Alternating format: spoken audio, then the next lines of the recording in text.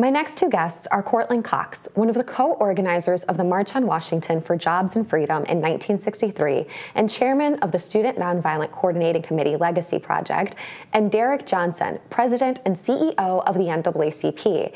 I sat down with them recently for the Switch Up podcast. Take a listen. Gentlemen, thank you both so much for joining me today. We are here to talk about the 60th anniversary of the March on Washington. So I want to start off. We are 60 years outside of when this march first took place. Talk to me first, Mr. Johnson, about where you think the progress has been since the first march to where we are today.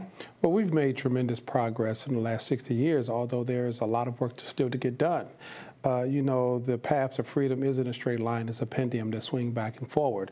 And so because of the many individuals who gathered in 1963, but more importantly, the individuals who worked in local communities across the South, across the Northern territories that prevented equal protection under the law, that's the real deal, because the marches are gathering to highlight what was taking place, but the real work was in communities across the country.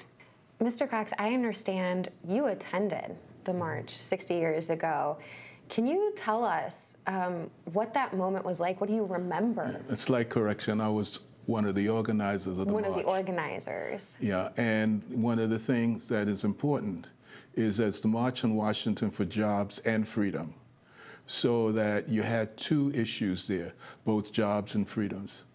As President Johnson said, on the issue of dealing with the roadblocks of race. I mean, because we were stymied across the board, whether we're talking about education, housing, you know, being in office, political office, we've made tremendous gains in that game. What we have not done is the first part, jobs. And the question of what we're now having is a situation in the Black community, African-American community, where in fact, you have a class of people who are billionaires, millionaires, and even thousandaires. You know, some like me, 100-years. But in fact, there are lots of people who don't have Medicaid. Lots of people who don't have food stamps. There are lots of people who don't have the kind of things that deal with the economic realities that they had to deal with. So as I look at the March on Washington, I think one part of it, in terms of ending the kinds of roadblocks that we had, have been eliminated. But the whole question of jobs really is a lot to be done. You know, I'll stop there. I can talk about the day, but I'll stop there if you have another question. Yeah, and I wanted to follow up on that because I think when we think about jobs and freedom, what's the connection between the two? How does jobs influence freedom, or freedom influence access to jobs? Yeah, I mean, at the end of the day, the people who define the society, right? The people who define what is accessible and so forth, determine how things go. So, I mean, so my sense is, as we talk about freedom, I think really about politics, the ability to enter institutions and offices that creates various kinds of opportunities on the economic front. So when you look at what's happening in America today, the people who, I mean, politics is really about expression of economic interests. That's why people put so much money who are at the top into politics. And the problem is that the people at the bottom don't have the clout in the institutions that will make a difference in terms of their ability not only to access jobs, but to access government services. So in Mississippi and a number of places in the South, they refuse to deal with giving people Medicaid, and then, so I mean, so there is a connection, but you had to get the first one first. You had to have the barriers ended, the political barriers in particular, in order to begin to deal with the economic issues. This is something I know that the NAACP has been discussing since its inception, is about particularly jobs about generational wealth has come up, particularly when we talk about access to education. Looking at this moment, we can see that these things haven't been fully addressed. So 60 years later from the original March on Washington, where do we go? Where do we keep pushing, or how do we keep finding new ways to call for this accessibility, this equity, this equality? So to be clear, the March on Washington 60 years ago was the stopping point between the work, but the work has been going on for centuries. The very reason why Africans were brought here was to exploit them for cheap and or free labor, dominating most of productions. When you look at the movement for human dignity, you're talking about a three-legged stool. Stool one, in a democracy, your vote is your currency. Our access to the ballot box, being able to operate as full citizens. African Americans in this country, we fought in every war. We prevented the breakup of the Union by defeating the Confederacy. No one saved us. We fought for liberation. As a result, we got 13th, 14th, and 15th Amendment. So that first leg of that stool is about access to the ballot box, what Courtland was just talking about, and the vote and the power of the vote. That second stool was about the aspiration of the future, making sure there was access to a public education system. So if you look at the Southern landscape particularly, the creation of public schools was the result of African Americans getting elected to office in the 1800s, and one of the first policy considerations was the creation of public education across the Southern landscape. And then the third leg is the ability to negotiate for one's labor and skill, whether individually or collectively. That's a three-legged stool of the movement in this country for black people, and it's been going on for centuries, not just 60 years. The March on Washington was a culmination of many individuals and leaders coming together. It was intergenerational, so you had the senior leaders like Philip Randolph, you had individuals in between age like Barry Rushes, and you had Courtland and his counterparts of Student Nonviolent Coordinating Committee members who all came together to highlight that this country had not fulfilled its commitment as guaranteed in the Constitution. So 60 years was a stopping point, but the fight will continue to go on as it had gone on prior to the March on Washington. There is no community more American than black Americans. Despite all of the reneging of the promise, we still hold true to making democracy work is one of our primary responsibilities, and to ensure equal protection under the law. The beautiful thing about Courtland and the SNCC veterans, they focus narrowly on how do we empower more young people. You know, it's fascinating. He talked about the experience once he turned 30, he realized he was old. And that's how he treats the movement. Once a young person who's active, once they turn 30, he's looking for the next group of individuals, because we have to keep the pipeline of young activists to understand that they have a voice and a vote, and that they're owners of government, and they should never be victims of government. I think about a lot of what we're seeing right now politically, both at the federal level, at the state level, when it comes to voting rights and attempts to suppress particularly black voters. I think about some of the decisions, as you mentioned, that we've seen come down from the Supreme Court, but even decisions, for instance, on limiting what parts of black history can be taught in schools. How does this affect this type of conversation when we're talking about bringing up the next leaders, when we talk about continuing to push forward with this movement? How do these moments affect that ability to do those things? Well, it just rekindles the concept, what Courtland said earlier, that we are in the fight. We are in the fight to ensure that individuals are not put in office who run counter to what the future of this country should be, because they're trying to move us back to 1950s reality.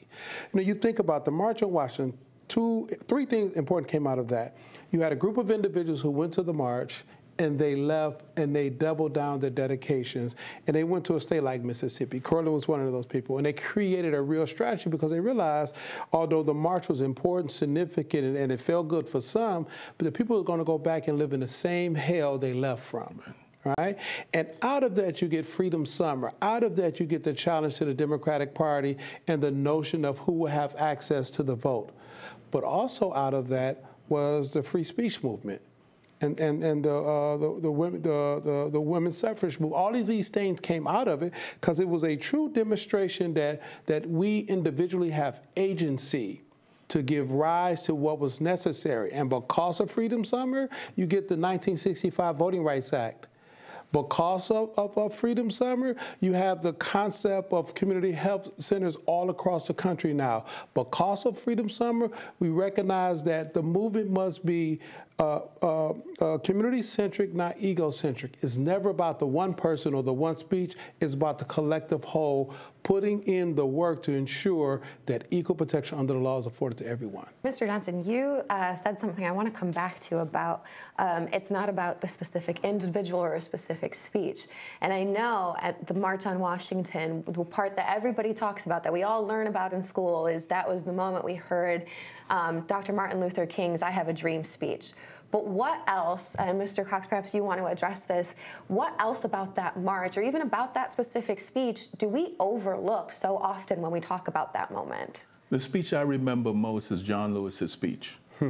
Because when there were 250,000 people out there, John Lewis, Jim Foreman, myself, had to change John's speech because the Kennedy administration opposed his speech, because he was critical of the Kennedy administration.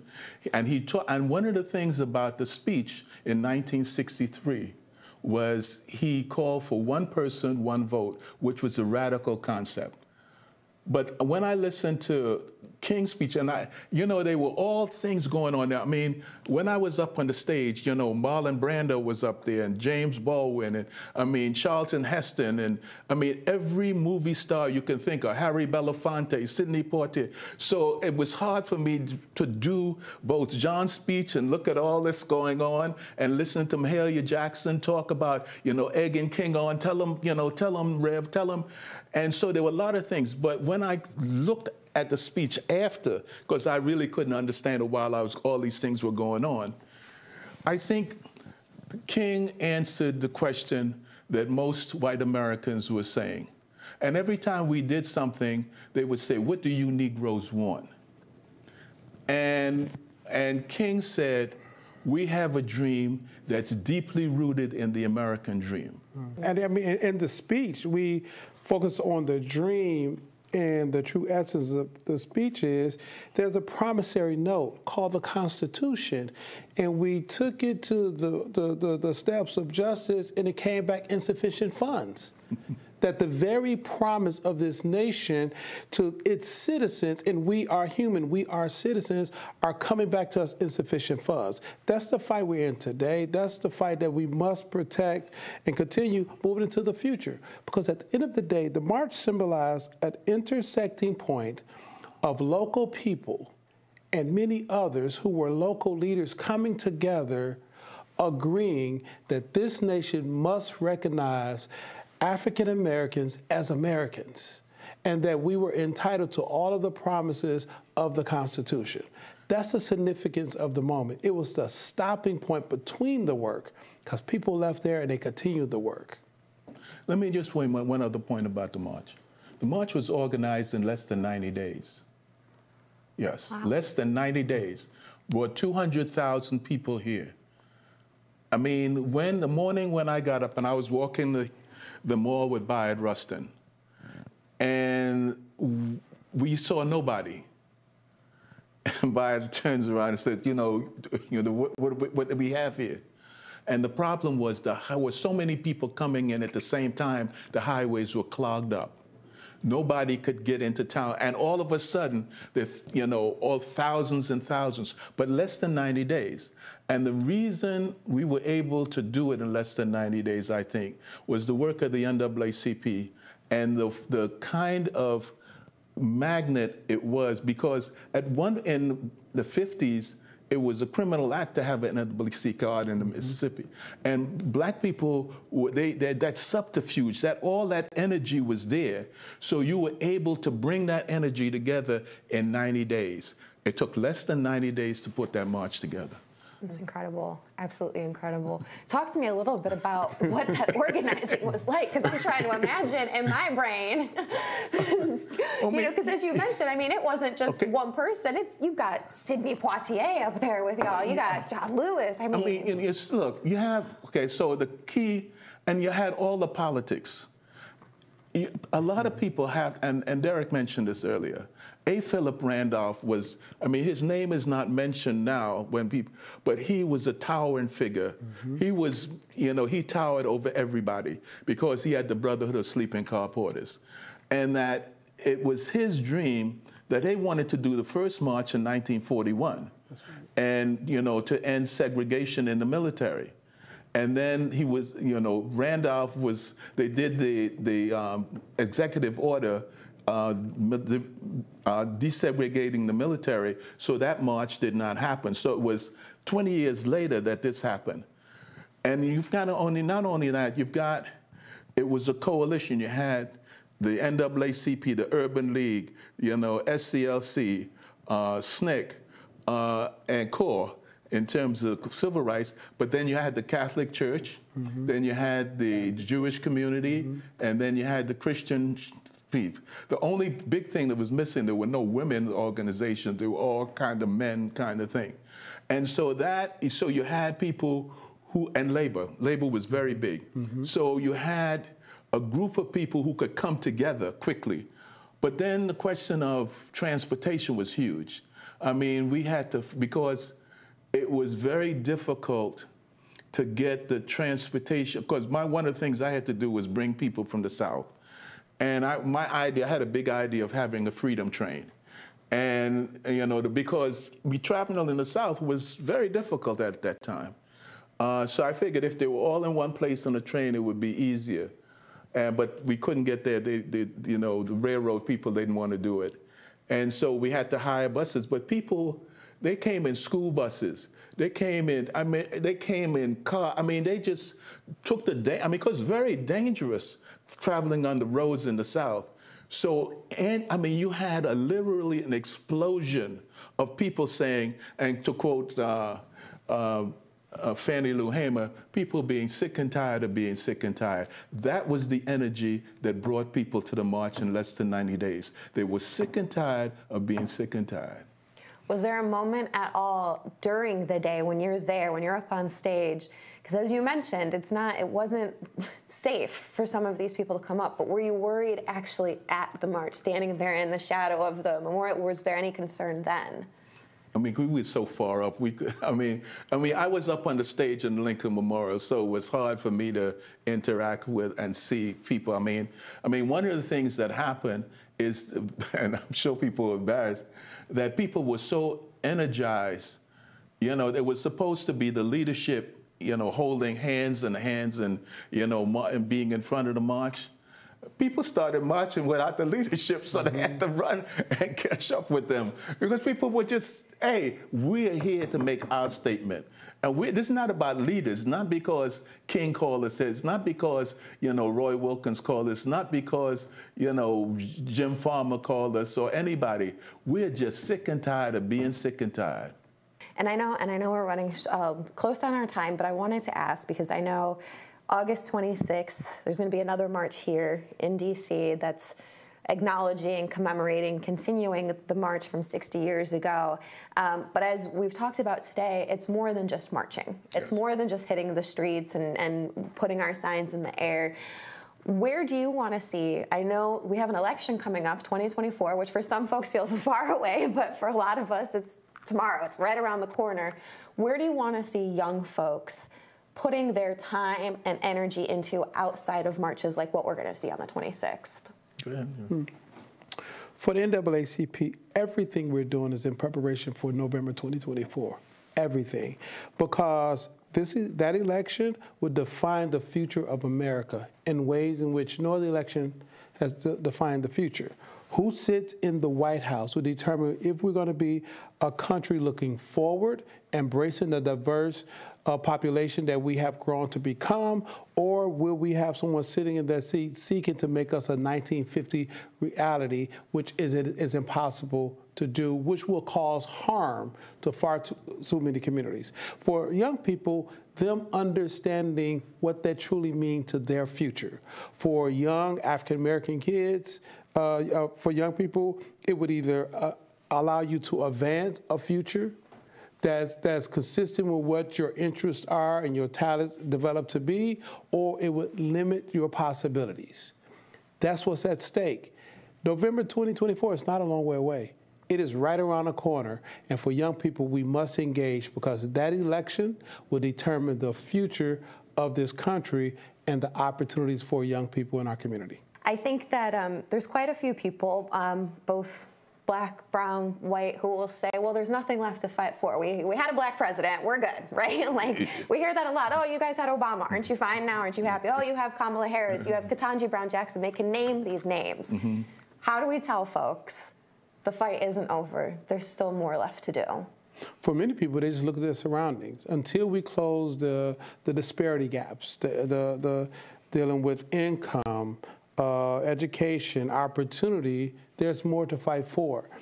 You know, when you think about that three-legged stool I talked about earlier, access to voting is the paramount. We have many states and governors who are trying to limit access to voting for African Americans and other communities. When you think about that second leg, quality education for all children, you have far too many young people being born in zip codes that would permanently lock them out of the exposure of a quality education.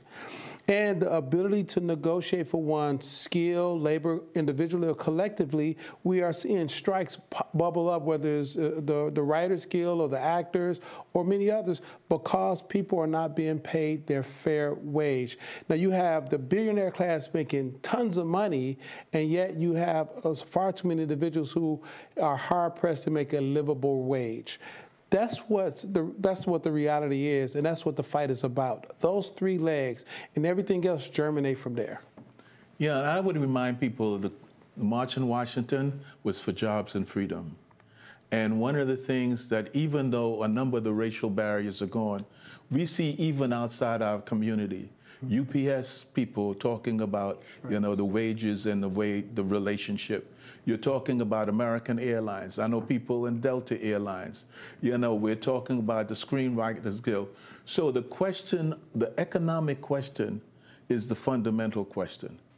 And to me, the question of who gets involved and who shares is something that is really going to, as was said, ongoing. And we not only see it in our communities, we see it across America. Because as we now say, we have billionaires who think that America is their plaything, and the Supreme Court is their plaything, and so forth. So therefore, we need to understand that those of us who are not in that class, and those of us who have to live in America, have to be the people who are going to make the difference. Yeah. Absolutely. Mr. Derrick Johnson, CEO and President of the NAACP, and Mr. Courtland Cox, Chairperson of the SNCC Legacy Project, thank you both so much for joining us today. You're welcome.